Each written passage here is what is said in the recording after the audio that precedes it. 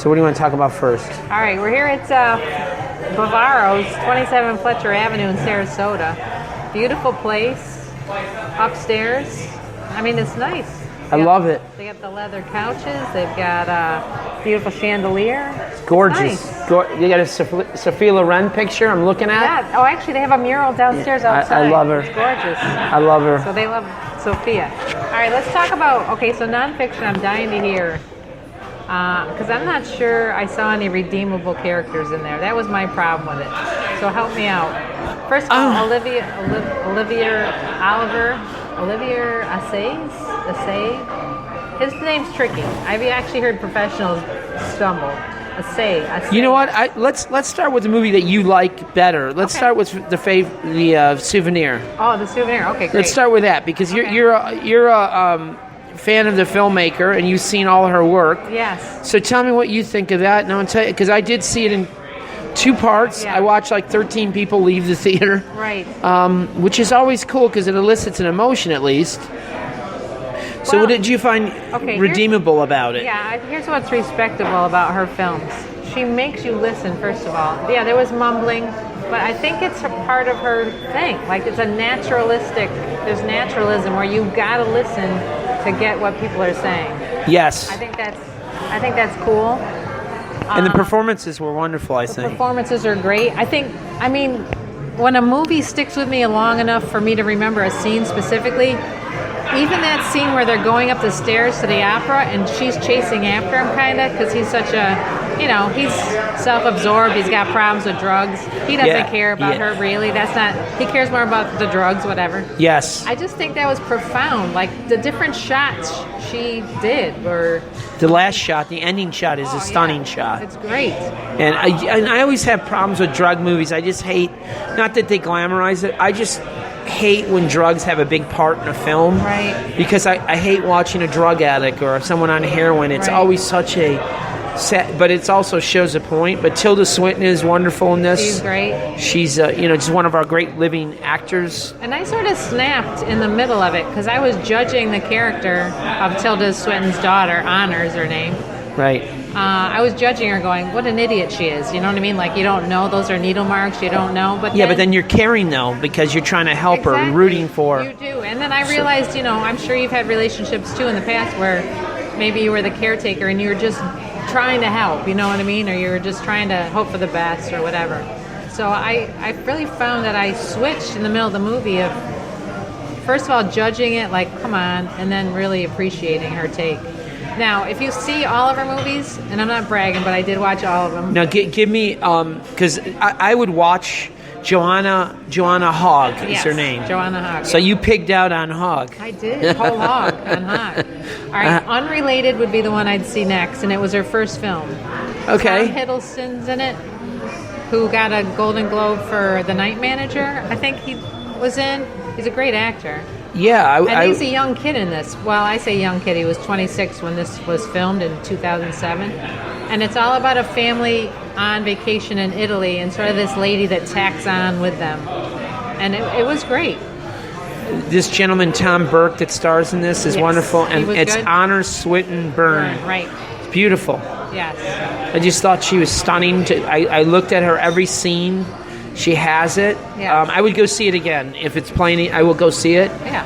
It's very slow. Yes, it is. But it has to be. But all of her films are like that. They're like meditative though when you get into it. They're really like just you just want to be there. I don't know. I had 3 ladies at the end of the film. They had let out a collective sigh and said, "Did you get that? I didn't get that. What was that about?" And they let this they were exhausted, but that elicited something in it. So I saw a lot of value in the scenes. I couldn't tell you the narrative 100%. There were these kind of, I thought the love scenes, some of that was really beautifully done. Yeah. So I'm going to give it one other shot, which I never split. But then film. definitely watch another one because then I think you'll get it even more. No, I love that. I love that pace. You know me. I love that kind of pace of films. And she's got these beautiful scenes, and there are other movies where it's there's very European. wind and there's nature, which I think is cool. Okay, well, you got me. I gave it a favorable rating. I didn't look at it like, oh God, that's the worst It wasn't film my ever. favorite of hers though. Her first was my favorite, Yeah. and I'd say Souvenir was second. Okay. But Well, I will check it out. That's so now you got to do the same with nonfiction for me. I just love Juliette Binoche. Okay. I could watch her do Amway commercial, if they even had Amway commercials. I don't know what. That's the first thing that came to my mind. I love movies about writers. Yes. Because it's a struggle. You love books. So I love that whole, like I love the movie about the writer Lee Israel. I thought that was just it's a sad story. Oh, yeah, I've been there. I've been through the rigmarole of writing and selling some books and not selling others. I'm writing another book now, 2 books I'm writing right now. So the pain of that, doing it and not getting published and being published and then hiding characters within that was all intriguing to me. Right. Not my favorite people I would hang out with, Right. The way they treated each other, but they're interesting characters. So okay. I like the intellectual dialogue. However, it got sort of a little old. pompous. I mean, like, a little bit. I liked it to begin. I'm like, oh, this is cool, but then it just kind of continued, and it just seemed to be circular. Like, okay, here we go again. It's those are 2 books films versus media. I get it. Yeah, books versus. Those are 2 films, both of them, that are similar in not in any way other than the pacing of them. It's like a movie you either love or you hate. Right. You can and the nonfiction is probably a little bit more neutral. It's a little faster. There's more grist to it. There's more like there's affairs and there's cheating. The other one you have to probably work for. It's probably a tougher film. Yeah. But I don't have a review on either of them. I didn't hate nonfiction. I just was like at the end thinking. Did you care about the characters? No. Did you care about the characters in Souvenir? Yes. Even the gentleman. I wanted to care about the author in nonfiction, even though he's fooling around. But like his thing at the end where he was okay. Oh wow, are we gonna spoil it? No. But, I mean, when she's revealed she's pregnant, like I just thought he was cuckolded then. Like, and the reason why he was having an affair to begin with was she wasn't nice to him. She was totally unavailable emotionally. Like he wanted like support, and she's like, whatever. Talk to the hand. I don't know. I don't like when people mistreat each other. Although they did in Souvenir too. So what am I saying? Well, now I'm a hypocrite. But I think it's the tone. Certain films work for you and they don't. Yeah, the and tone. it's moods. You got to be in the mood and like breezy people having affairs. I don't. Yeah. But something serious like the Souvenir, I can do. Yeah, if there's a payoff and there's you're punished for your bad deed.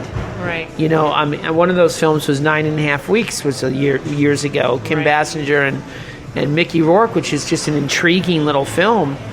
I mean, you're talking about 50 Shades of Grey, thinking that was a sexy movie and all that. You watch 9.5 Weeks, and you just how they, and Mickey Rourke's beautiful in that, and she's beautiful in that. She was wonderful. And the way that they kind of get into that kind of sick relationship, and it's not going to end well. Right. Like the zombie movie. There's a line in. Did you see the zombie movie? No, I didn't see that. Tilda Swinton's in that. She's got 2 movies out right now, 2 so different movies. This isn't going to end well. Bill Murray said, he's talking to the other protagonists, and they're like break the 4th wall, and it's like, it's fun, So it's not for everybody, but okay. So Rocket Man. Okay. I want to just tell you my favorite scene. Give me your take on it because I thought it was beautiful, and all because I have a counseling background. And I just think it was beautiful that he ended up reconciling or loving the kid he was. You know what I'm saying? Like. I love the scene there where they have that scene in the swimming pool. When Rocket Man is down there playing piano. That was beautiful. That was gorgeous. And then he has reconciliation with he hugs his inner child. Yes, that's beautiful because he wasn't loved as a kid. I mean, his mother was a shrew. His dad was a horrible person. Yeah, where they lost me, and I'm a big is it? I always want to say Baz Luhrmann from Moulin Rouge. Moulin Rouge is a film that divides people. People go, I hate it, I love it. I loved it. This is more like that, yet, because the body work with Elton, I was expecting more of a traditional biopic in a way that took me through some of the journey that Bohemian Rhapsody did. Yeah, we're cool. That Bohemian Rhapsody did. Right. Which was, I wanted to see... one of the most iconic albums of all time, for instance. I use this in my review. Goodbye Yellow Brick Road, which is like arguably the greatest double album ever. Sure. And it's a true album, and it's graphic, and it's, I mean, and there's no mention of the how it's done. And I love Bernie Taupin. Some of my favorite scenes were Bernie Taupin's character with him. He was that was beautiful. Yeah. But I was interrupted with the music. I said this about Bohemian Rhapsody. Bohemian Rhapsody was all about the music. They didn't put the sex in there because they knew they would take them off the ride. The music was the ride, and they knew they were going to come to that climax, if you will, at the end of that film. And they had that concert to go to, which is that.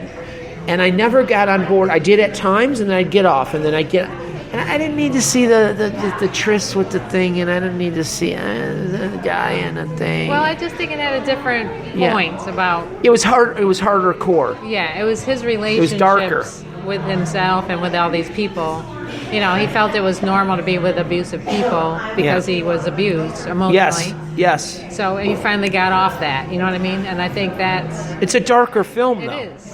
And for that... And I feel like I know Elton John better than I knew Freddie Mercury, even though... I mean, because Freddie Mercury, I guess I always go back to the parents. No, that's an interesting point. But you know him, but you also... Freddie Mercury had decent parents, it seems. Yes, he had a, Papa, he does the thing. Yes, but to me, there was more of a...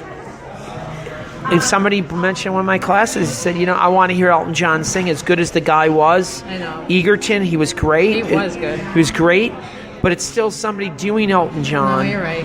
Versus, it's not even right or wrong. It's just the fact that one works. It's different. There was, and the other, somebody else said this in one of the reviews, and I said it in mine as well. There was not enough joy. I know there was pain in there, but there was just too much freaking joyless scene after scene after scene, and then going to a dance number. It's like the Jets and the Sharks, and then it was like Saturday Night Fever. Yeah, that was Saturday. That was a little jarring. No, but it was cool, and I gave it a 75 out of 100. So it wasn't like I gave it a 50. It's 3 stars. So it's 3 stars out of 4. But I gave Bohemian Rhapsody a lot higher because I just went for an escape. I could never watch this movie again and again and again and again in like a I've 2, seen 3. it twice. I'm going to see it again with my mom. Oh, you will? I will. So you just broke that. I know. So, but no, that's me. I guess but I would see it again. I But guess I appreciate the story more of this. Yeah, in a lot of ways, the screenplay was probably better. But I like your point too that if you really are a connoisseur of his music, you want to know more about that, which I get. I would like to know more about it too, but how can you do it all in one film? But you can't, and you don't have to be linear. So in that way, people hated the sequence of it. That didn't bother me as much as it's really dark, and they went for the R rate. He said it himself. Elton John says, "Listen, I didn't live a PG life, right?" So he put an R. But that makes it a different experience when you're like with Freddie. Yeah. You know that he's had this dark side. You know he's, right. They show the illicit stuff. I appreciate the subtlety of that. You're right. Yeah. But you know that he's dividing it with even his. There's a couple sad scenes in with the kind of front wife that he has. Yeah. That sadness, like he's trying to fake it. Yeah.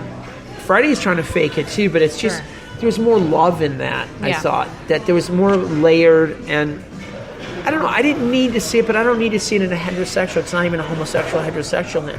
I don't like to see. I don't want to see 2 guys tumbling in the thing. Right. I mean, and it's like I like less is more on that. Yeah. I think you probably might not like Booksmart either then. There was some The Favorite action in that. So I don't think you would be. No, I don't even mind. I don't even. If The Favorite just takes me. Not The Favorite. They just like threw shit in there. Excuse my language. I just swore.